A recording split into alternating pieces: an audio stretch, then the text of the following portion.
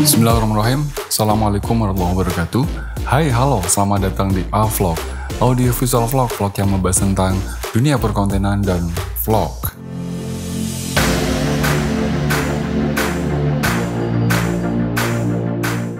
Yap, sekali lagi saya terima kasih buat teman-teman yang sudah mau nonton video saya. Lalu kamu sudah like, lalu kamu sudah share mungkin, dan mungkin sudah yang belum paham, kamu bisa memberikan pertanyaan di kolom komentar. Lalu kalau memang nggak mau ketinggalan tentang informasi, tips dan trik yang saya sampaikan, kamu bisa subscribe ya. Kira-kira konten apa sih yang bisa dibuat hanya dengan HP atau hanya dengan kamera smartphone? Kira-kira konten apa? Tetap stay cool, jangan kemana-mana karena setelah ini akan saya bahas.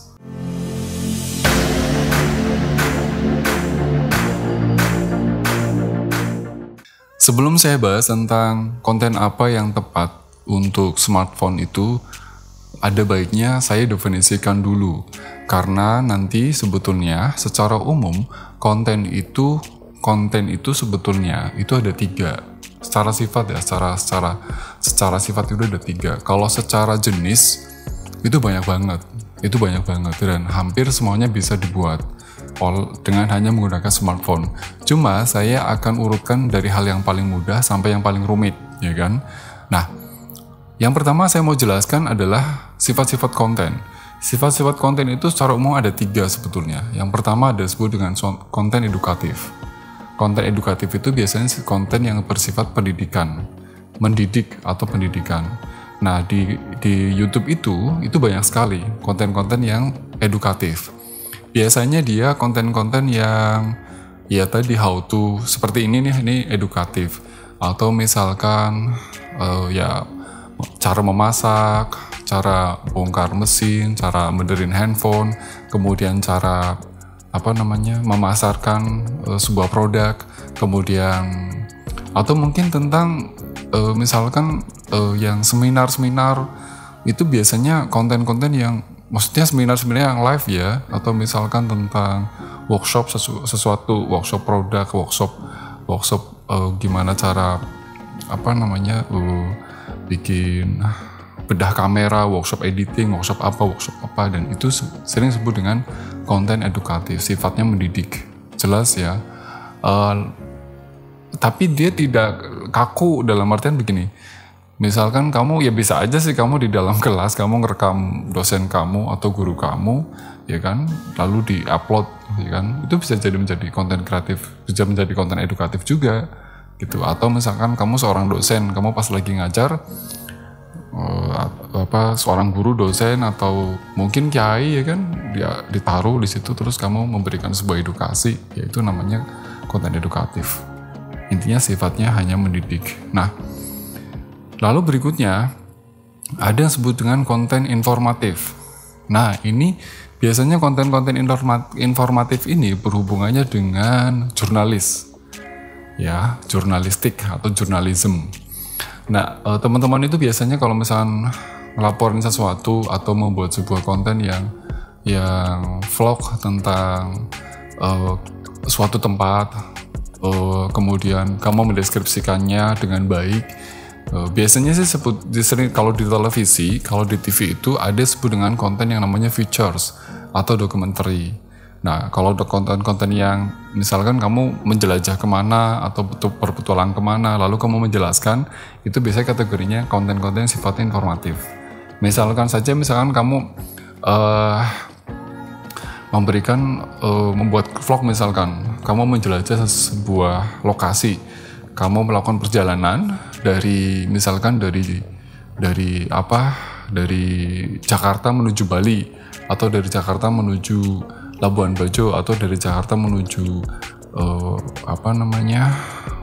kota di luar Pulau Jawa lah ya misalkan. Itu bisa menjadi sebuah konten yang sifatnya informatif. Di konten informatif itu sifatnya ada 2. Ada yang sifatnya hard news, ada yang sifatnya soft news. Kenapa sih ini informatif ya? Karena tadi saya bilang konten informatif itu lebih cenderung mendekati jurnalistik, lebih mendekati jurnalism, lebih mendekati kamu menjadi seorang jurnalistik itu tadi. Makanya biasanya konten-konten informatif itu biasanya terbagi dua, ada yang hard news, ada yang soft news.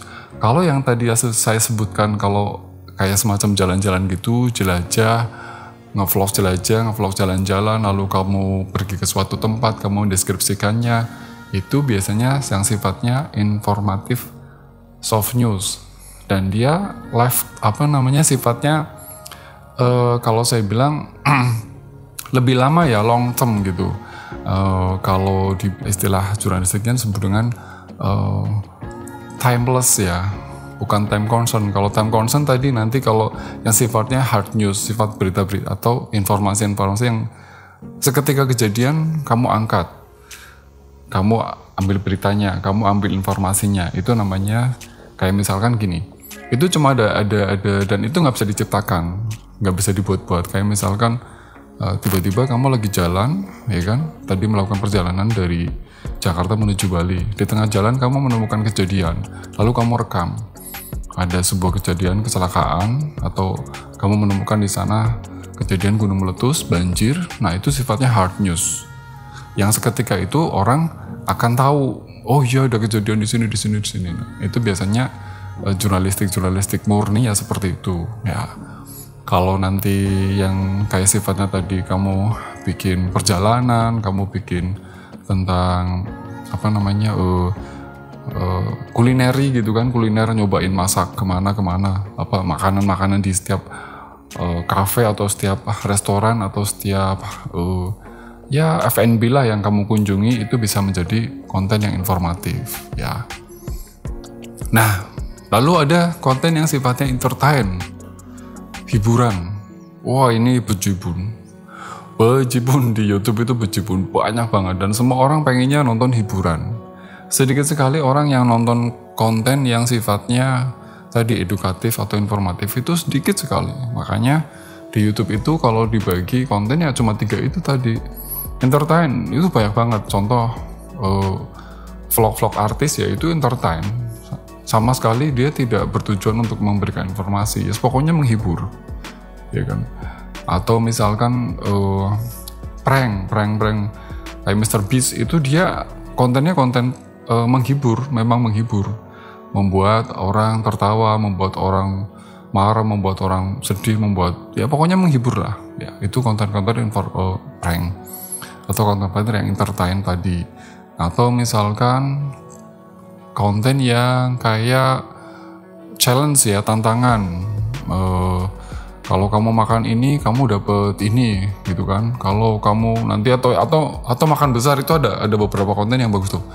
Konten makan besar, ya bagus sih, enggak sih, maksudnya konten yang memang itu menghibur saja, pure menghibur, memberikan tantangan ke si viewers atau si konten kreator itu sendiri.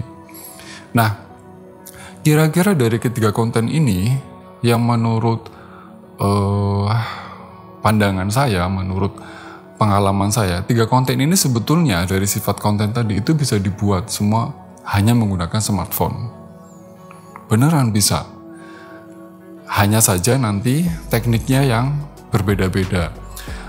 Mungkin di episode berikutnya akan saya bahas tentang spesifik. Misalkan nanti akan saya bahas gimana sih cara membuat konten vlog hanya dengan smartphone, atau gimana caranya bikin gambar sinematik hanya dengan smartphone, atau gimana caranya bikin konten informasi hanya dengan smartphone, atau kamu menjadi seorang jurnalistik atau seorang jurnalis. Itu nanti saya akan bahas tersendiri.